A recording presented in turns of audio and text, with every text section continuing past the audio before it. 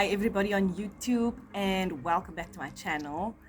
I am sitting in a coffee shop on my own, which is something I really love to do, and I just had to record this video because last night was the first time I slept on my side for a little bit, but on my side in what, 5.5 weeks. That's like almost 50 days of sleeping on my back. Like, wow. And so I need to tell you a few things that you need to know before you go into your breast reduction surgery. So here we go. So let's start pre-op. So pre-op, what you want to do is cut your toenails. It will be a few weeks before you can reach down there. So go for your pedicure, or cut your toenails yourself, or however you do it, make sure they are short when you are going in. Nobody talks about this, but I'm talking about it. Number 2, have the most minimalistic hairstyle that you can think of. I'm so glad that I actually shaved my hair, because if I hadn't had that, there would be this hair washing problem and I would really have struggled, because literally I didn't take a shower for the first literally the first 3 or 4 days. I didn't take a shower, like a full-on shower. Because we have a removable head on our shower, I would step into the shower, but literally just like from the waist down and not get wet on the top at all. So I was using wet wipes for the top of my body.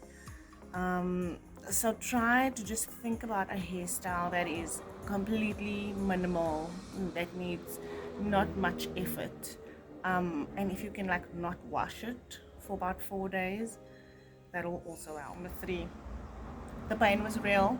The pain was real. I got about half a week's supply of painkillers as my over-the-counter take-home medication, but I needed to get more.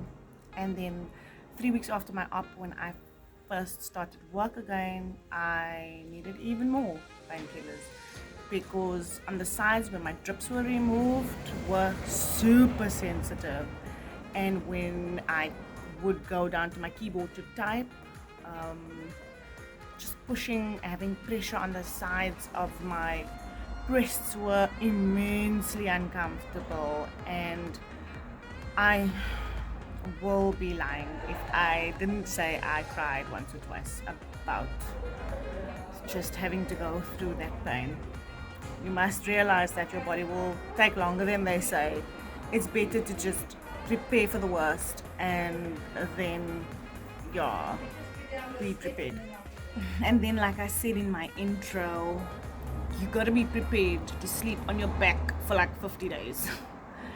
Initially, I didn't really think that through, and I swear when it came to week 2, I was like, oh no, when is this gonna end? I was not normally a back sleeper, I was a side sleeper. And when I went for my final checkup, the doctor was like, okay, you're overweight, you're fine, just remember that things return back to normal a bit, like slowly now, don't rush yourself. And then I was like, so how long must I still sleep on my back? And his response was, I don't know. So be prepared. I actually bought a support pillow, and I'll insert a picture of it. And when I first saw it, I was like, okay, this is not gonna work. But then I tried it, and it literally was a lifesaver. So if you can get your hands on something like that, or a pregnancy pillow. The pregnancy pillow didn't really work as well as this one for me. So now my son's hijacked the pregnancy pillow, and he sleeps with it every night. And literally, it's something I can actually recommend for moms with their small babies. And I mean, my son's already almost 5, and he really enjoys it. So when your kids are born, you can continue using the pregnancy pillow as like a buffer.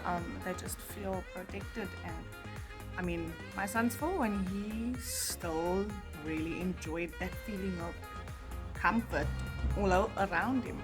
And then, ladies, my last piece of advice: stay away from the cold.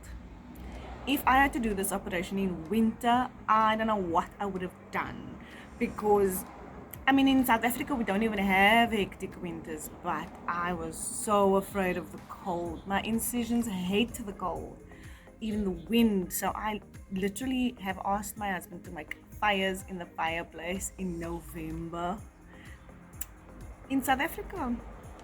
And it was very strange, but I just needed to stay warm.